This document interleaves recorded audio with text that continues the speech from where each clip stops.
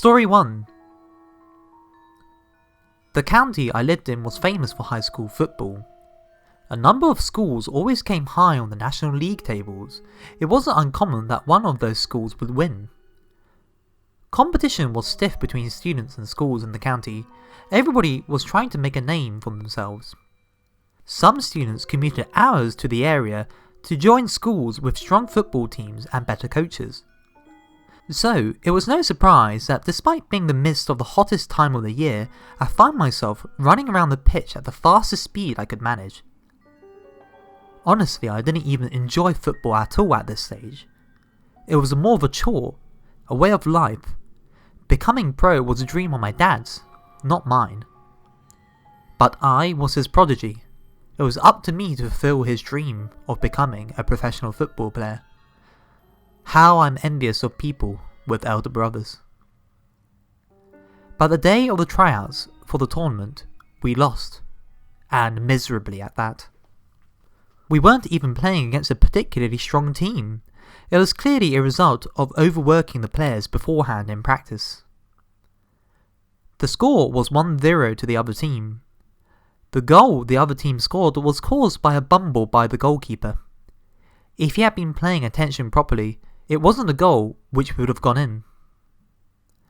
The blame for the lost match therefore landed all on the shoulders of our goalie.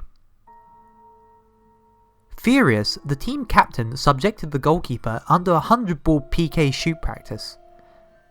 Now that I think back, it was completely unfair to blame him, but at the time the effort my teammates went all to waste, and they were furious. I was probably the only one who didn't care in our team. I was actually glad the tournament was over quickly. But I guess the guy who made the mistake is the easiest target. The team all agreed to the punishment. I think the captain believed that this would be the best way to relieve all the anger and stress of the team. He himself didn't blame him, I think. The goalkeeper and the captain had been the best of friends ever since the first year at high school. It was a tough decision, but he subjected the goalie to the torture and embarrassment for the sake of uniting the team. But contrary to the team captain, the rest of the team did not take it easy on him. We took turns taking the goal kicks, making sure to hit the poor guy where it hurt. The first ball slammed into his chin, second his crotch, the third and fourth missed, and the fifth went straight into his face. By the 60th ball, he was barely able to stand. Blood dripped down his nose and onto his shirt. But even then the captain didn't stop. He figured this needed to be done to leave all hard feelings behind in the blood and dirt of the pitch. It was so the team could move on to the next stage. The 87th ball went flying and narrowly missed the goalie's left ear. The 88th flew over his head. The 89th found its mark. The goalkeeper went flying into the back of the net, covering his face with his hands with a grunt. And as he did so, the rusty bar of the metal goal broke and collapsed, pulled down by the weight of the goalkeeper. Unable to move due to the pain and pure exhaustion, the top bar of the goal came crashing down and slammed into his unprotected head. Stunned by what had happened, everyone froze. Nobody took even a breath. The captain was the first to react and ran over to his friend. The wound was deep and blood was welling up from inside his head. You could see the bone of his skull had split. Shining through from underneath was more red. I suppose that's what brain looks like. Following the incident, the captain was given a severe talking to. It wouldn't have been surprising if he had been sent to a juvenile prison, but the parents must have known that he had only meant well, given him and the goalie had been the best of friends. Next time I saw the captain, he was a husk of the inspiration he was once before. You could see he was completely broken. During practice, he would just sit around, looking up into the sky or staring far into the distance.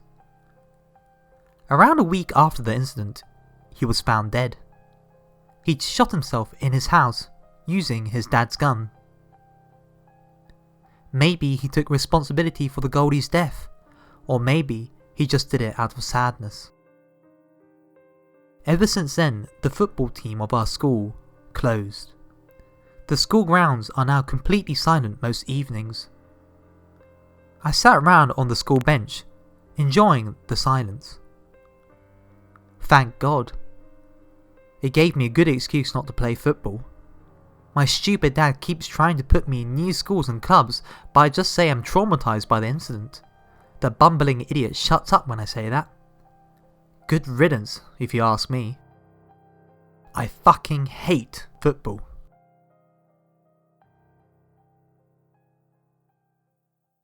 Story 2.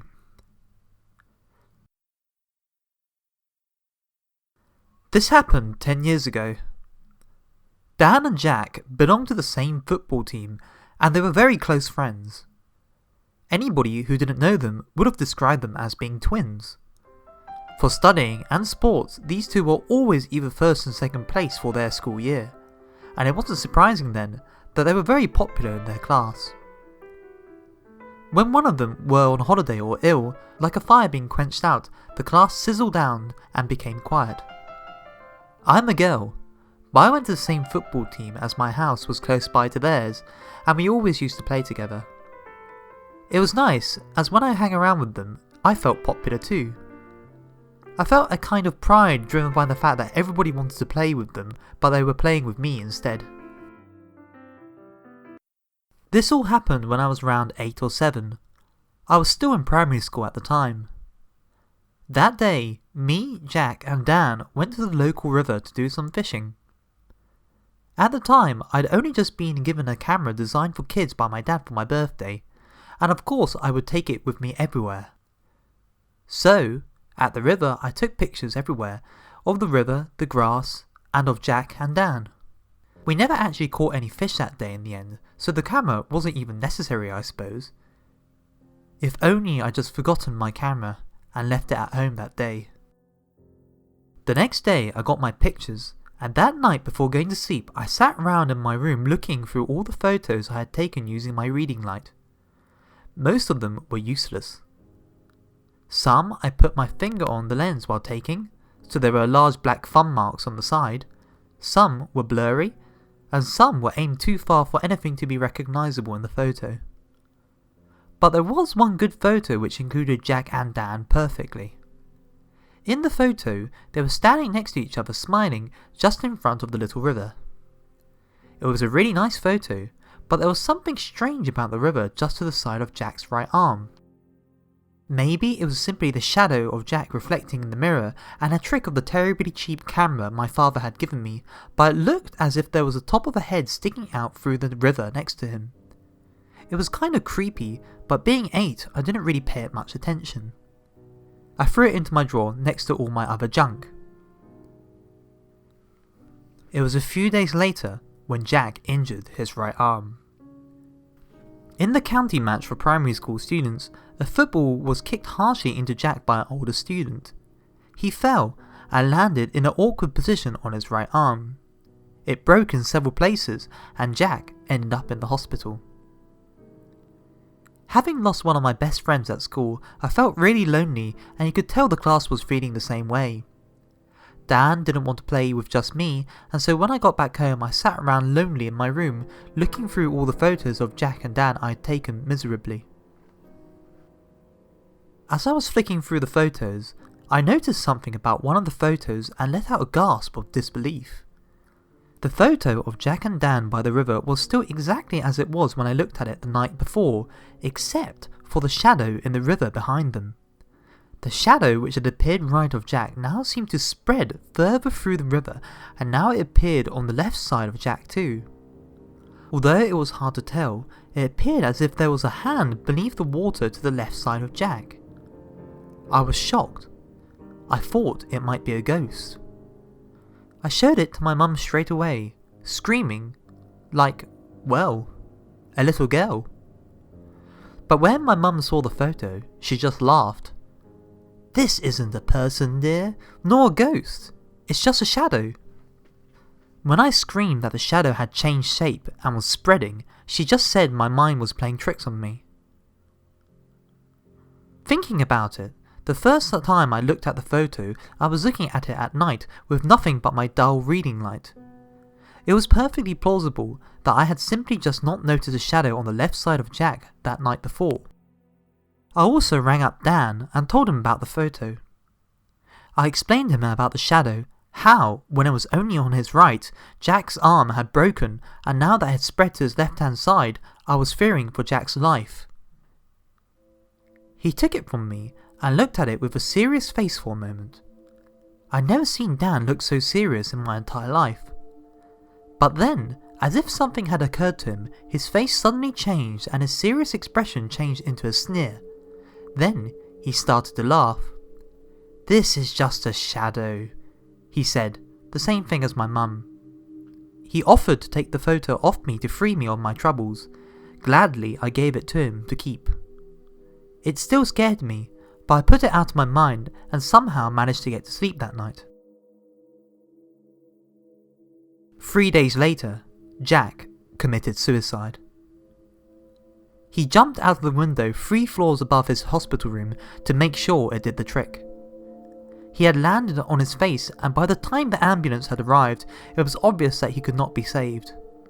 Blood had welled up from his body and now covered an area 3 meters in diameter around him. Chunks of flesh and bones scattered the pavement where he had fallen. The hospital was blamed for putting stress upon the poor boy, and the whole thing was in the news. When I heard about the suicide, I broke down in tears. A week later after the death, me and Dan were upstairs in his room. Our parents were talking with Jack's parents. You could hear the sobbing even from upstairs. Dan smiled at me and offered to get a PS4 game out to play to drown out the noise. I wasn't able to smile back. The death of Jack was still ingrained in my mind and I couldn't forget it. But not wanting to hear the distress of Jack's mum, I gladly accepted the offer. Dan shuffled over to his desk and looked around for Call of Duty. As he did so, a single photo fell off his shelf and onto the floor.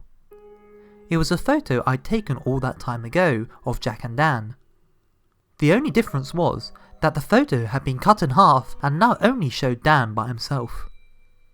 Aghast, I exclaimed, "Why did you cut the photo in half?" Dan stopped looking for the game and slowly turned around. His face was cold and expressionless. "Oh, what? Oh, you've seen that, have you?" Silence. He stood there for a moment without saying a word. Then he smiled and said, "Well, I couldn't let that thing get to me too, could I?"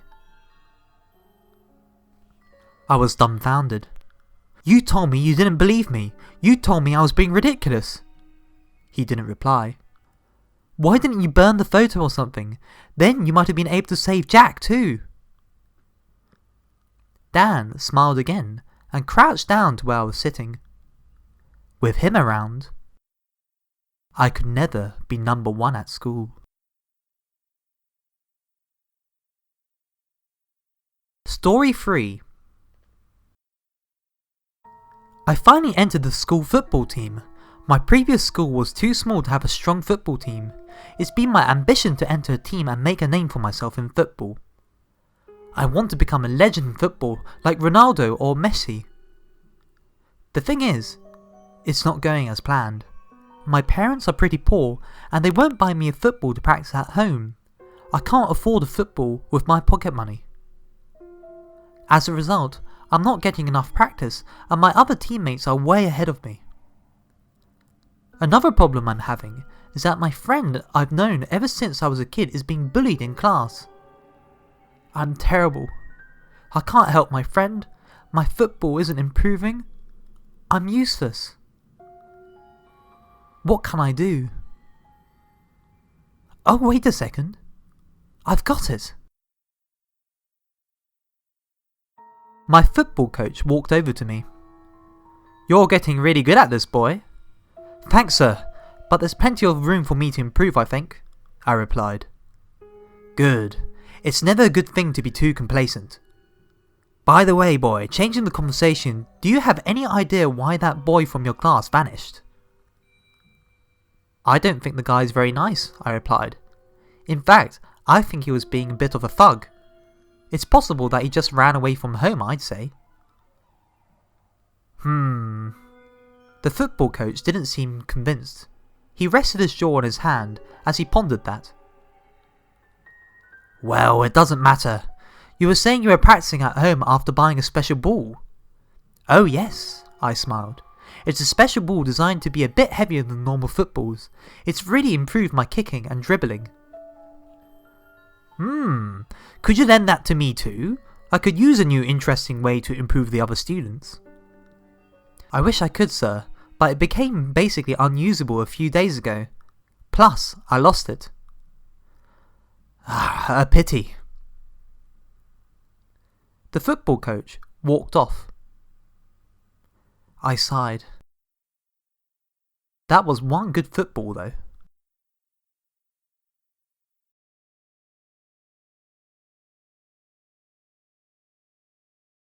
Here's love,